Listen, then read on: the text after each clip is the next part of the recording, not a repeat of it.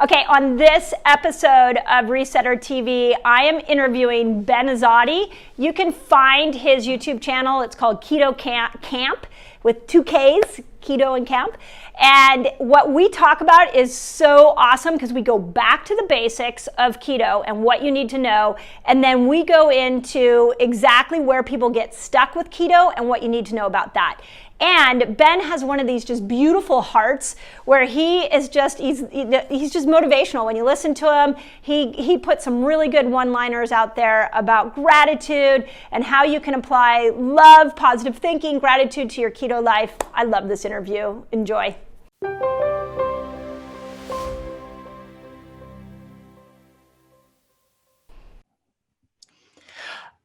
Okay, Resetters, I have another amazing guest to bring to you today. And we have an incredible discussion to be had around keto. So let me just start off by introducing you guys to not only a keto expert, but I get to call him my friend and my colleague, and we get to work together. So let me introduce you guys to Ben Azadi. So let me start off by saying welcome, Ben. Oh, I'm so grateful to be here with you and the Resetters. Hello, everybody. So, and to give you a little background on the Resetters, so we are a 20-some thousand strong community on Facebook. There's over 80,000 of us on YouTube. And one of the things that we do together is we fast together. So once a month, we do a different fast. This month, right now, we're in a week of learning about autophagy and doing something that I call autophagy fasting. And I'm educating them on what the detox symptoms are of fasting. So this group is inspired, they're involved. I mean, they really want to know. So I want to how to bring their health to a whole nother level. And they really want to do the best job with their health as possible. So you are a perfect person to bring on to talk about keto. So thank you. Yeah, my pleasure. I mean, if you're leading them, I know that they're an amazing community because you're brilliant. And I'm grateful to share my knowledge with your community. Yeah, thank you. Thanks. So to give you guys a little bit of idea, I just told Ben, I really want him to share his story because he's lost a lot of weight with keto, as many of you have. And then I really want to dive into what do you need to know? Because there's a lot of conversation about 50 grams, 20 grams, how much carbs, how much protein. So we want to dive into some basics. We're going to talk about the differences between men and women, and then we'll talk about some struggles. So hang in there all the way through this because we are going to give you guys some of the best information that we know. So let's start off by, can you just talk a little bit about how you got into keto and the successes that you had? Yeah, I personally got into keto about 6 years ago. Prior to that is where I actually had my weight loss transformation 11 years ago. And I didn't do keto when I lost the initial weight. So I was obese for most of my life, the first 24 years of my life. And I went through this transformation back in 2008, 2009. But I didn't know about keto. I didn't understand keto. I actually followed more of that eat every 2 to 3 hours type of philosophy. So I lost the weight, but I wasn't necessarily healthy, which is an important note right there. Yeah. And then I went into the vegan diet. I became a vegan for 1.5 years. And I thought that was the healthiest thing in the world. And I put myself in a box and my health started to suffer and the scale started to go up. I started to actually put on the weight and I started to gain 10, 15 pounds. And then I came across the keto diet and the benefits of eating a high fat, low carbohydrate diet in combination with pairing it with intermittent fasting. And it was just the best thing ever. I felt incredible. My joint pain went away. My mental clarity just got turned on like a light switch. And I thought, wow, this is amazing. And I did blood work to verify that things were getting better, and it was. And that's where it all started about 6 years ago. And I became really obsessive with learning more about ketones and what they do at a cellular level. And that's where it all started, Mindy. Yeah. And if you guys haven't followed Ben, he's got a podcast called Keto Camp, is that what it's called? And he's got a YouTube station. So make sure, I just want to point that out because you have so many good nuggets of information on keto. And yeah, a lot of us kind of fall into keto, right? We sort of we tried other things and then all of a sudden we come into keto and go, whoa, what happened to us? We feel so much better. So let's start off with this. if you and I were hanging out in a park together, I didn't know anything about keto, and you were like jazzed about what the ketogenic diet was, and I asked you, what are the basics I absolutely need to apply to get myself into ketosis? What would those basics be?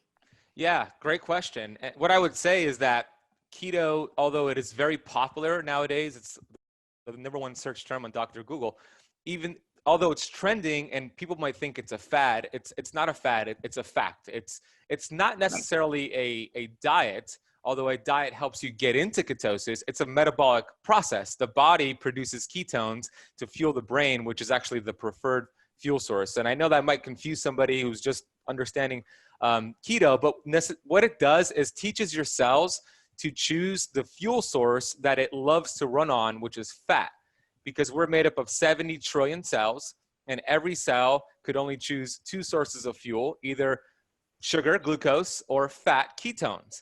Most people, they're sugar burners, and that's a problem because when you're burning sugar, I compare that to this Mack truck speeding through the highway with all this smoke coming out of its exhaust pipe. It's not healthy for the environment. That's what's going on in your cells at a cellular level. But if you make the transition and you teach your body to start burning fat for fuel and producing ketones, that's like a beautiful Tesla cruising through the highway, healthier for the environment. And it's our natural birthright to burn ketones, to burn fat, because when we were a baby, and if you were getting breast milk when you were a baby, you were producing ketones. You were in a naturally fat burning state. So I would tell that person that burning fat is our birthright. Yeah.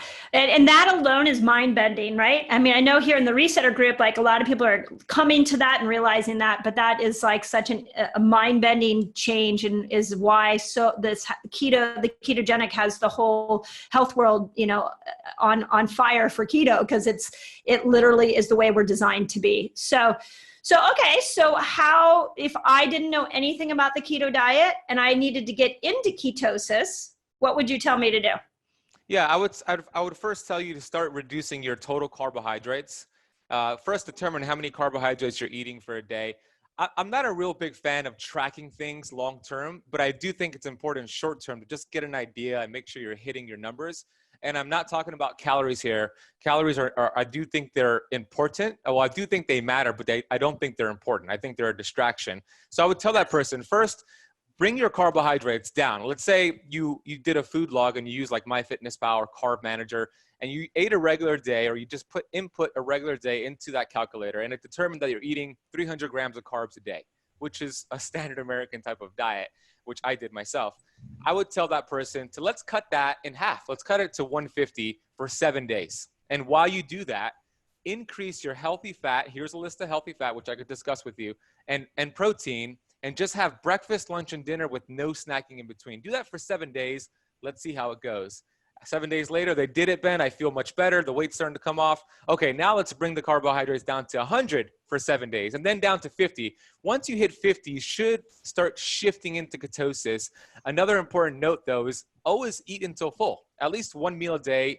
Eat until full and have protein and fat with each meal, and that's going to sustain you and hold you over so you don't feel like snacking in between your meals. And that's how you shift into ketosis. Yeah, I think that's a brilliant explanation. And I hope that everybody that's listening, we've got all ranges of knowledge on keto. And so many people ask me, how do I get my loved ones to get into keto? And your explanation was perfect. I do this sometimes when people are very resistant to get to deal with the carb, is I just say, I say it a little bit differently. I'll say, get off the grains, just get off breads, get off the pastas, and then let's see what happens from there, because just that one shift can actually change people's hunger level as you bring those carbs down. So yeah, so that's brilliant.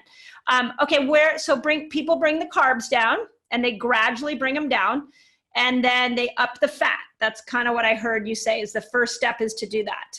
Yeah, right? Fat and have protein with each meal. Yeah. And have protein with each meal, so you kill the hunger. Okay, Yep. So let's talk about protein. Where does protein fit into this? Do I need to think about my protein? Yeah, and as you know, it's really different for each person. If somebody's under the age of 18, they need more protein. They're still in that growth phase. If they're over the age of 60, 65, they need more protein because they're getting more of that breakdown. But if they're between 21 and 55 or something like that, most people think they need more protein than they actually do need. And so there's a balance there because, as you know, when you eat too much protein, some of that could be converted into sugar. And also you could activate too much of that mTOR, that growth phase. So to give somebody a general answer, I would say maybe 0.6 to 0.8 of your ideal body weight in grams is a good marker right there, or 20% of your total calories, something around there. You should be at a good number. Yeah, that's good. My crew loves numbers. So I already can see that they're gonna that's gonna go over well. So thank you. Yeah, and my comment on protein is that, and we'll talk a little bit here in a moment about what do you do if you're doing all these things and you're not getting into ketosis. But I see so many people go, oh, keto diet. Okay, that's no carbs, that's high fat. And they start working with those two numbers and they forget that there's a protein component here. So I always say it's moderate protein. It's not low, it's not high, but that it's moderate. Yeah, and that's a good point because that's one of the things that distinguishes the keto diet from Atkins. Atkins was high fat, same thing as keto, but also high protein and low carbs. But keto is not necessarily high protein. It's moderate protein, 20% of your total calories. That should be a good number. Yeah, absolutely. Okay, then where does fasting fit into that? Because I think that there's two ways to get into ketosis and fasting is one of them, but I'm curious how you teach people the fasting piece.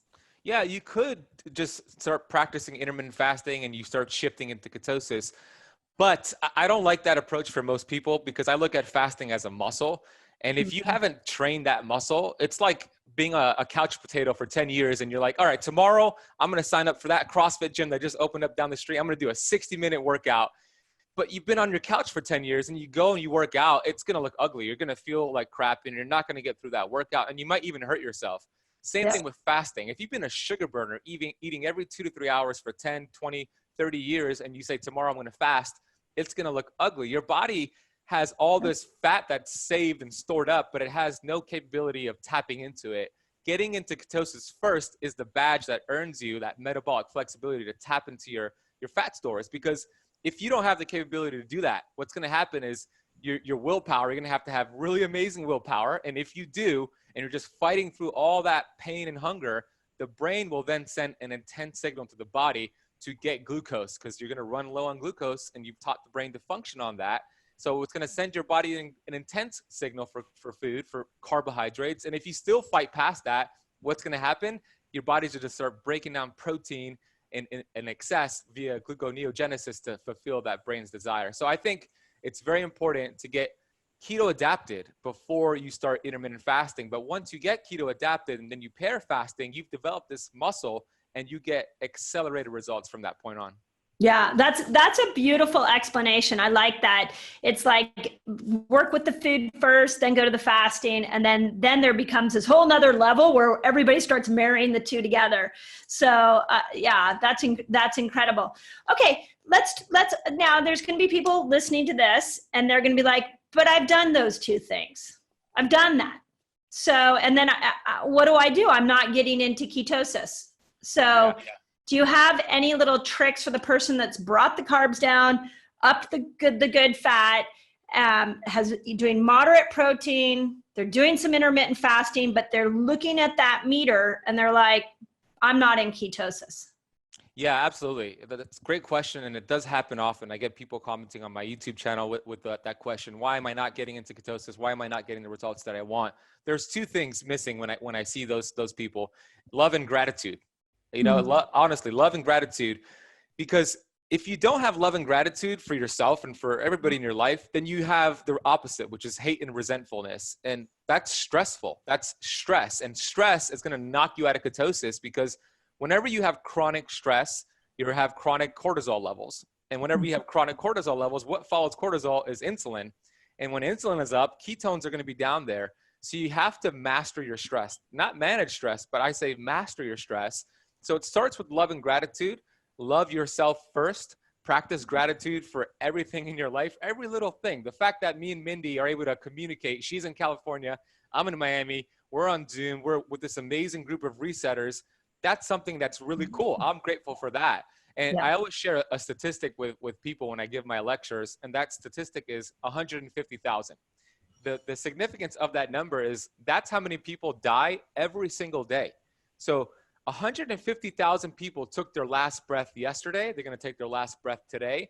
So whenever your resetters are stressed out, they're frustrated because of their keto results or the lack thereof, or they're stuck in traffic, just say that number in your head, 150,000. It's going to completely shift you into gratitude. And when you're grateful, the body will heal itself, because the opposite of that is that you cannot heal a body you hate. So if you have hatefulness, you will never heal. So love yourself, love other people, even people who have bothered you and hurt you, and practice gratitude. And then all the keto, the fasting, the working out, those nuts and bolts will work that much better. Yeah. Can you guys see why I wanted to bring him on? This is awesome. This is exactly what we just need to take the keto conversation to a higher level. And I think advice like that is so important. The story I always tell is that I had a friend who had a has a type 1 diabetic daughter, and they were switching out their continuous glucose monitor. And she asked me if I wanted to wear the monitor that the daughter had. So I put this monitor on for a month. And there were like two major takeaways for me on what controlled my blood sugar, other than the obvious ones. Fat brought my blood, when I ate a meal packed with fat, it brought my blood sugar down. And any stressful conversation, stressful thought, if I went into a stress mode, you literally could see on the monitor that the blood sugar started to go up. Like immediately. I remember one day I was having a conversation with my daughter, and my teenage daughter, and she came in and we had a little interaction, and then she left. I looked down at my monitor and I was like, what? And it went up like 30 points. Wow. So it was huge.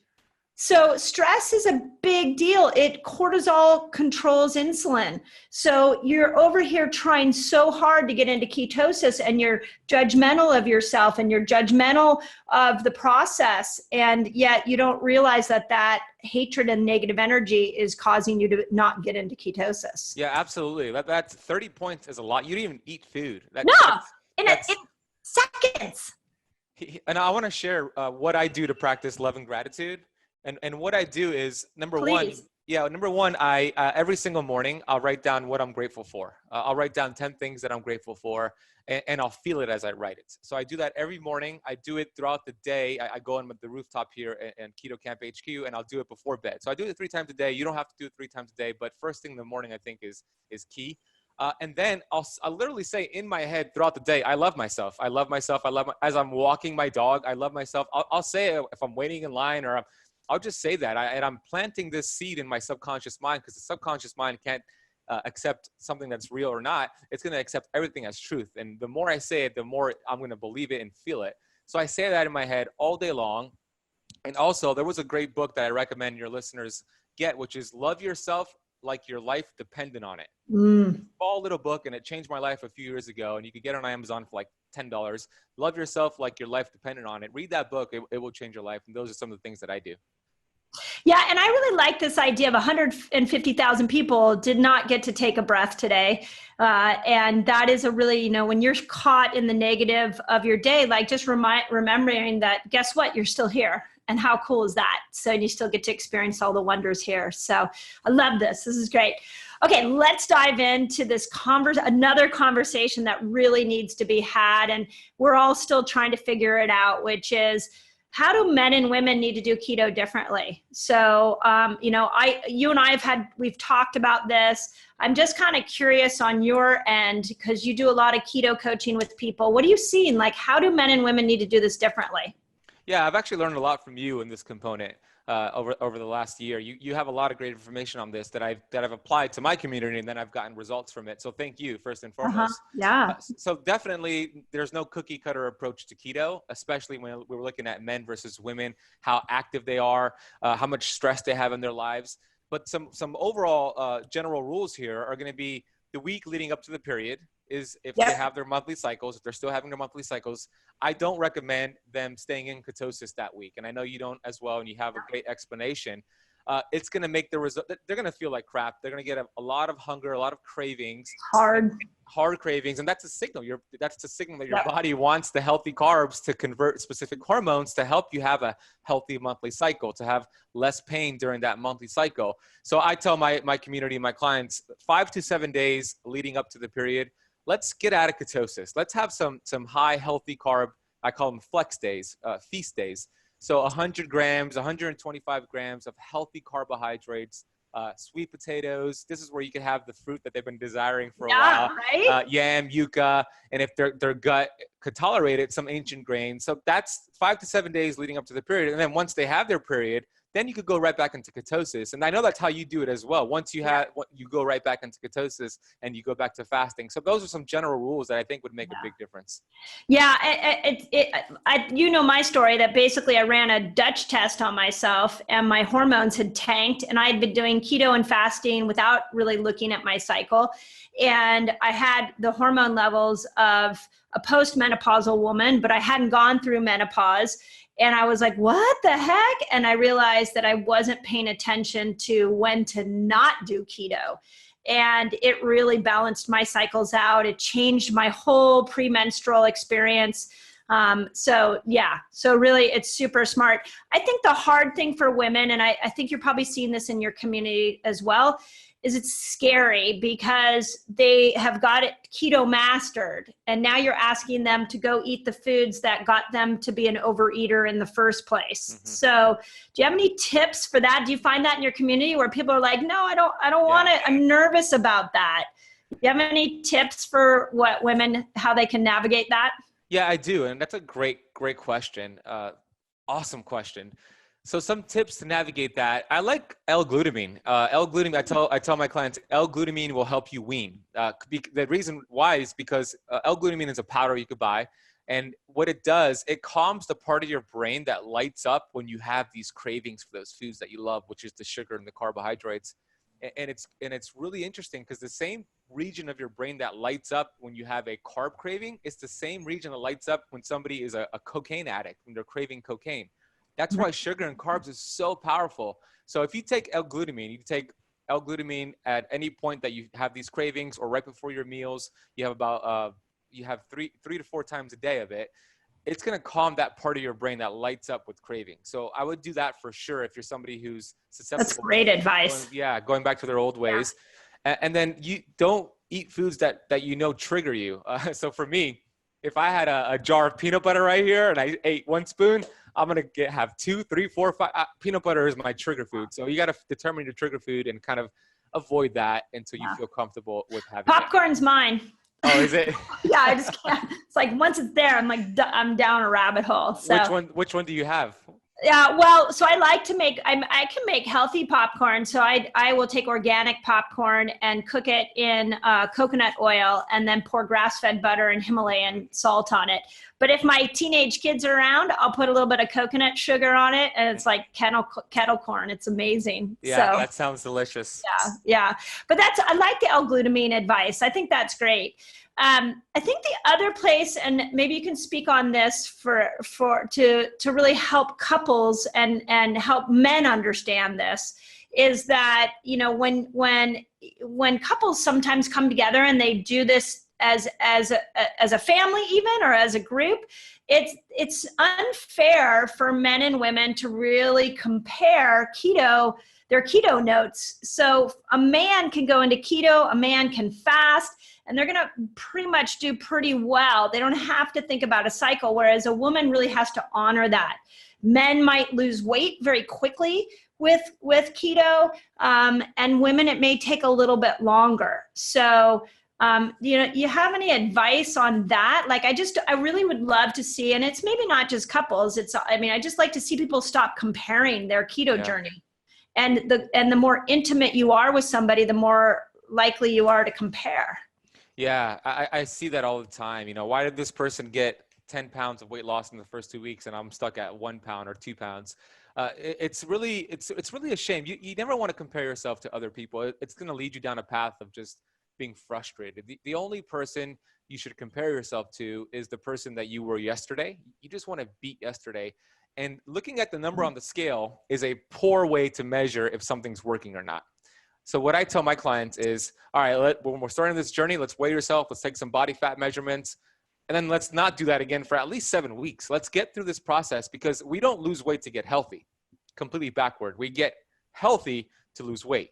So what we're focusing on here is let's eat the right healthy fats, because there's a difference between dirty keto and clean keto. So let's eat clean keto. Let's downregulate inflammation around our cells. Let our hormones do their thing.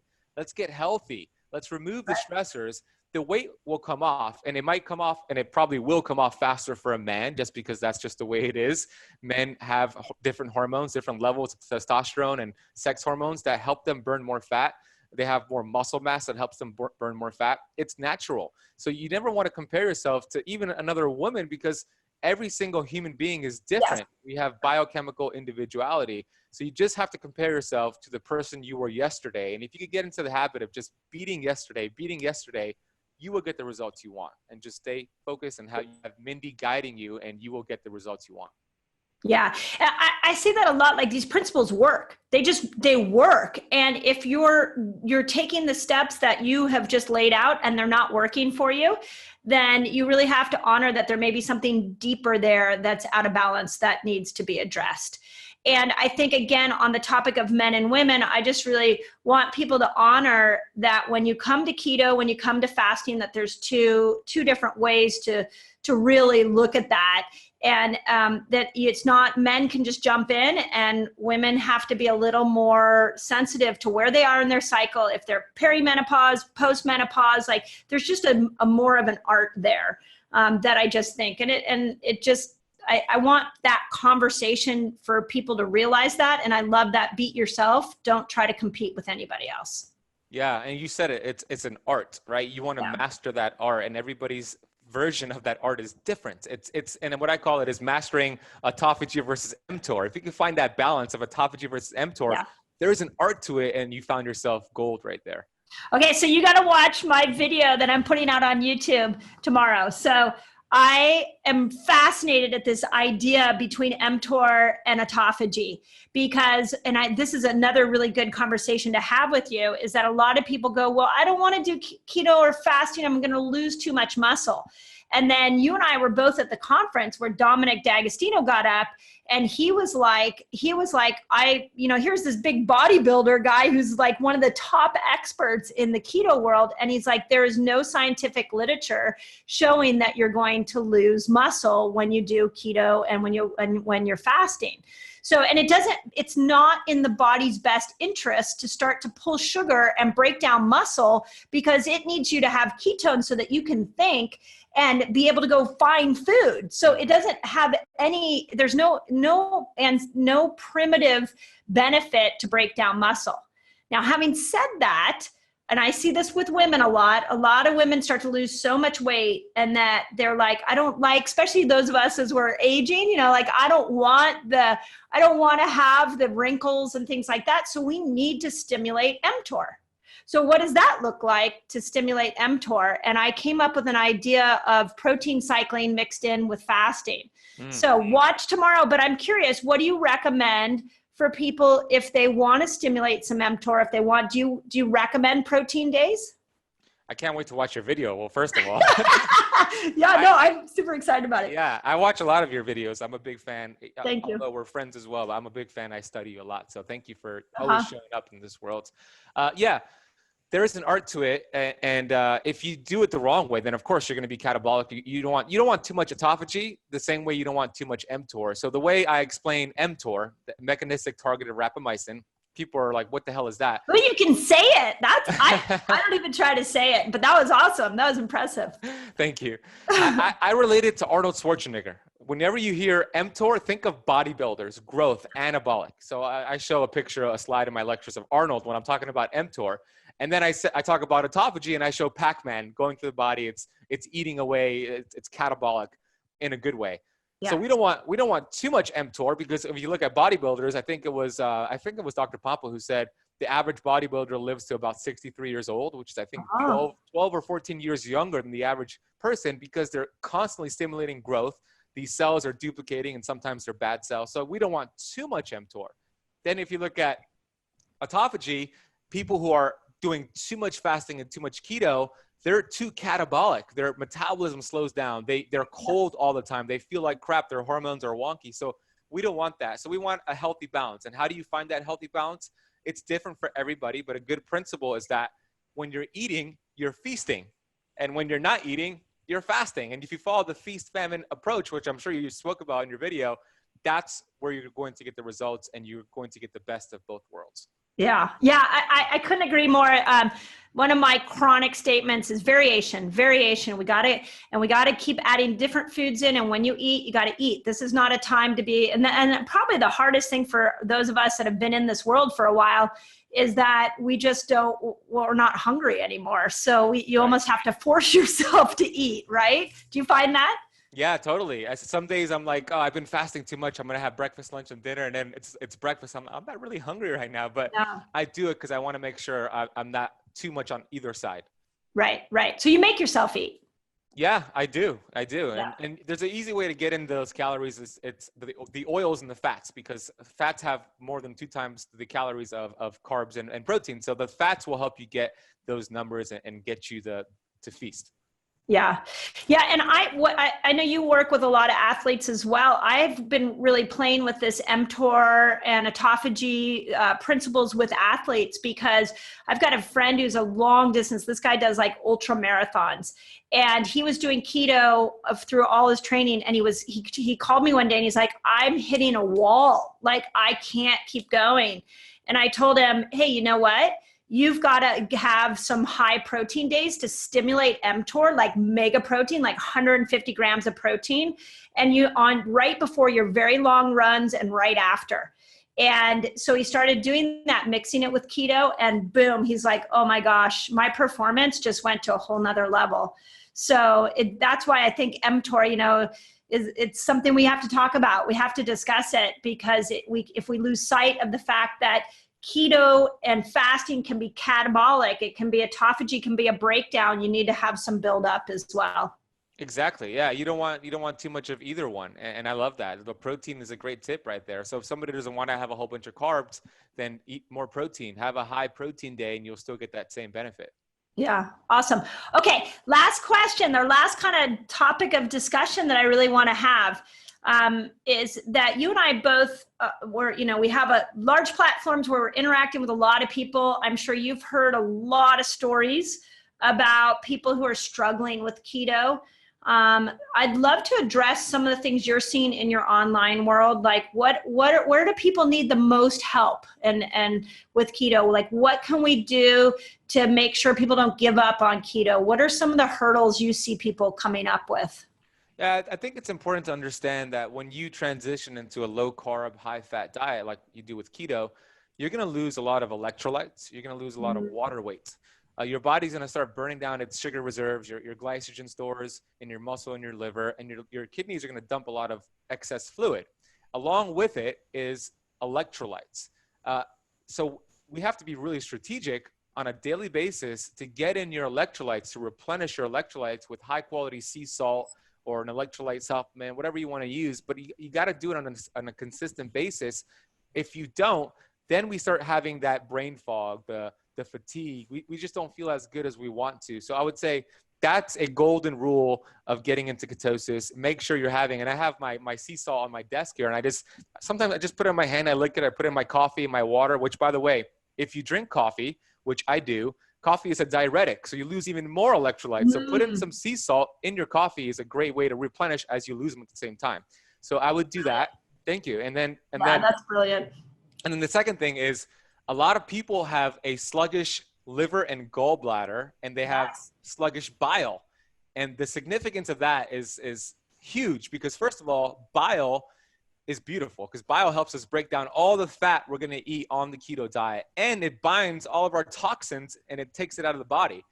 And if you have sluggish bile because you've been a sugar burner and pounding your liver, maybe drinking a lot of alcohol for years, you're going to have a tough time breaking down all that fat. And then all of a sudden you've transitioned into keto, but you have diarrhea. You have all these digestive issues. So I would highly recommend eating bitter-rich foods, arugula, ginger, even coffee, dark chocolate, dandelion. That helps stimulate bile. Also taking a supplement with ox bile in it, a digestive enzyme to help support you breaking down that food.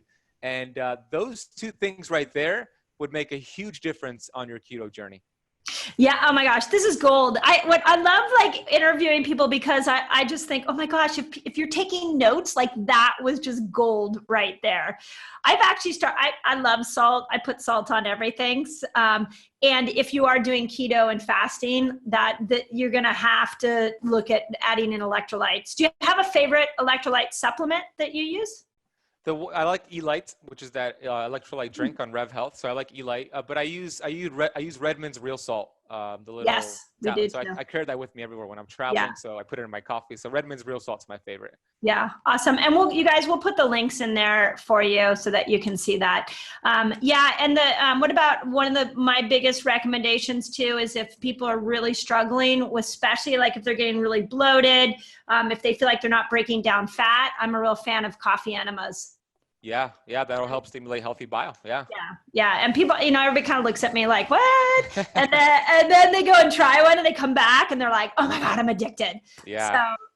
So But also keep in mind though, if you're doing a lot of coffee enemas, you're also losing a lot of minerals and electrolytes. So you got to get in those minerals like Min from Systemic Formulas. Is a good idea. Yeah. Awesome. Cool. Okay. Well, so here's let's end on this question. Are you ever going to stop doing keto? Yeah. I mean, in and out of keto is what I mean. I'm never going to stop using keto as a tool. No, never. Because it's the way our body is designed to be. When I said no, I mean, I'm not going to stay in ketosis. So I'm going to flex in and out. But keto is a lifestyle. It's here to stay. That's what's going to separate it from diets because it's a metabolic process. It's not a diet necessarily. Right. It's a metabolic state. So I'm going to be with this as long as it's working, and it's been working very well. So yes, I love what it does for me. I love the way it makes me feel. I love keto. Yeah, that's awesome. Great. Okay. So where do people find you? I know where to find you, but Resetters, I hope you love this man as much as I do. And his information is invaluable and you can just really take it and grow with it. So what kind of platforms should people go find you and how do they engage with you? Yeah, I'll share that in a second. I first want to say thank you and acknowledge you and the work you're doing. Resetters, the fact that you have Mindy leading you, she's brilliant. I mean, I've studied so many people in this space, but I always go back to Mindy's work. To this day, I'm watching her live streams on YouTube. I'm watching all her videos, and you're brilliant. So thank you for what you're doing. You're always showing up. Your community is growing, and I love seeing that. I'm going to be in the Facebook group. So if you have any questions based on what we shared, put it in the comment section. I'll go in and I'll personally respond. So put it down below. Thank you. Yeah. You can find me on my YouTube channel, which is Keto Camp on YouTube, youtube.com/Keto Camp. Keep in mind, it's camp with the K.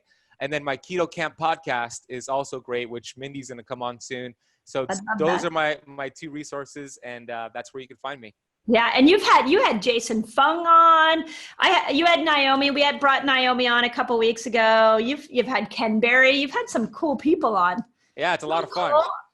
You had Will Cole, didn't you? Yeah, Will Cole was on there. Dr. Pampa. We had a couple of the platinum doctors. You're next, so you're going to be on there soon. Yeah. Awesome. Well, again, I hope you guys took notes. I hope you got a lot of great information out of this. Go learn from Ben. And I think one of the things that Ben and I really share is just this passion to try to get this information out to people in a very simple and applicable way. So I love your videos just because they're the same kind of way my brain thinks, where it's just stepped out and it's like, do this, do this, do this, do this. And on the platforms you and I are on, it really is helpful if we make this as applicable for people as possible. So Thank you. Yeah, my pleasure. Thank you so much, Mindy. And thank you for being in the Resetters, because this will be awesome. People will have questions. So if you guys are in the group and you have questions for Ben, leave them in the comments, and he'll try to get to them. He's got his platforms. But thank you for caring about my Resetters. I appreciate Absolutely. I'll go in there today and I'll answer some questions. My pleasure. Yeah. Thanks, Ben. Thank you, Mindy.